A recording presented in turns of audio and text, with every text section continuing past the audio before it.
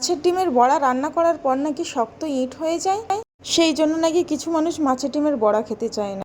আজকে একদম perfect tips সহ নরম তুলতুলে মাছের ডিমের বড়ার রেসিপি শেয়ার করতে যাচ্ছি। পুরো রেসিপিটা মনোযোগ দিয়ে দেখবেন। মনোযোগ দিয়ে না দেখলে কিন্তু আপনার মাছের ডিমের বড়াও কিন্তু শক্ত ইট হয়ে যাবে।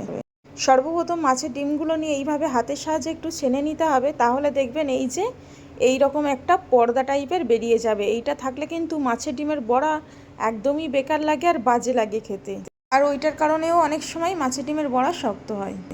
তারপর এখানে আমি একটা মিক্সিং বোল নিয়ে নিয়েছি, তার মধ্যে দিয়ে দিচ্ছি একটি বড় সাইজের পেঁয়াজ ছোট ছোট কুচি কুচি করে কেটে রাখা।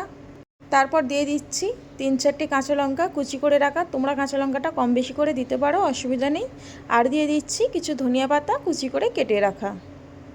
এরপর আমি অ্যাড করে দেবো এর মধ্যে স্বাদ মতো বা পরিমাণ মতো নুন।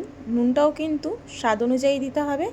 দিয়ে দিয়েছি 1/2 চা চামচ পরিমাণ ধনিয়ার গুঁড়ো, সামান্য পরিমাণে লাল লঙ্কার গুঁড়ো, আর 1 চিমটি পরিমাণে হলুদের গুঁড়ো, 1/2 চা চামচ পরিমাণ ভেজে রাখা জিরের গুঁড়ো, আর দিয়ে দিতে হবে কিন্তু 1/2 চা চামচ পরিমাণ গরম মশলার গুঁড়ো, আর দিয়ে দিয়েছি 1/2 চা চামচ পরিমাণ আদা রসুনের বাটা, আর দিয়ে দিয়েছি এখানে 1 চা চামচ পরিমাণ বেসন। বেসনটা কিন্তু বেশি দেওয়া যাবে না, তাহলে কিন্তু শক্ত হয়ে যাবে।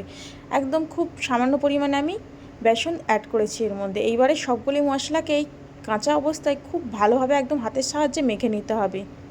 আগে থেকে এর মধ্যে যেন ডিম অ্যাড করে দিতে যাবেন না, আগে খুব ভালোভাবে মেখে নেবেন। তারপর এই যে যেমন আমি করছি, তারপর মাছের ডিমটা দিয়ে দিয়েছি, আর এখানে আমি একটা মুরগির ডিম দিয়ে দিচ্ছি। এই ডিমটা দেওয়ার কারণে কিন্তু খুব সুন্দর একটা কালার চলে আসবে, আর ভিতর থেকে কিন্তু মাছের ডিমটা অনেকটা নরম তুলতুলে হবে। তারপর সবগুলো উপকরণকে হাতের সাহায্যে খুব ভালোভাবে মেখে নিয়েছি। আর এইদিকে দেখো একটা বড় প্যান নিয়ে নিয়েছি এবং তার মধ্যে খুবই সামান্য পরিমাণে তেল অ্যাড করে দিয়েছি। একদম ডুবো তেলে ভাজার দরকার নেই, আমি এখানে সয়াবিন তেল ইউজ করেছি, তোমরা চাইলে এখানে সরষের তেলেও ভাজতে পারো। তো তারপর চামচের সাহায্যে একে একে সবগুলো ডিমের বড়া আমি দিয়ে দিচ্ছি। কয়েকটা ডিমের বড়া দেওয়ার পর ওগুলোকে সরিয়ে আরও কিছুটা জায়গা বেরিয়ে গেছে, তো সেই শূন্যস্থানগুলোও পূরণ করে দিচ্ছি। এরপরে বেশ খানিকটা সময় নিয়ে ডিমের বড়াগুলিকে ভেজে নেব এবং খুব ভালোভাবে উল্টে পাল্টে ভেজে নিতে হবে। আমি একদম মিডিয়াম ফ্লেমে ভেজেছি, যাতে একদম ভিতর পর্যন্ত পেঁয়াজগুলোও খুব ভালোভাবে সিদ্ধ হয়ে যায়।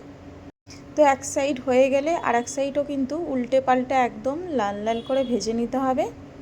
দেখুন ঠিক যেইভাবে আমি ভেজে নিচ্ছি। ডিমের বড়াগুলি কিন্তু আমার ভাজা হয়ে গেছে, এবার একে একে আমি সবগুলি তুলে নেব। ডিমের বড়াগুলি দেখতে কিন্তু একদম কাবাবের মতো লাগছে। তোমরাও কিন্তু খুব সহজে বাড়িতে আমার এই রেসিপি ফলো করে বানিয়ে নিতে পারবে। একদম নরম তুলতুলে ডিমের বড়া, দেখলেন তো হাত দেওয়ার সঙ্গে সঙ্গে কেমন ভেঙে আসছে, আর খেতেও কিন্তু দারুণ স্বাদের হয়েছিল।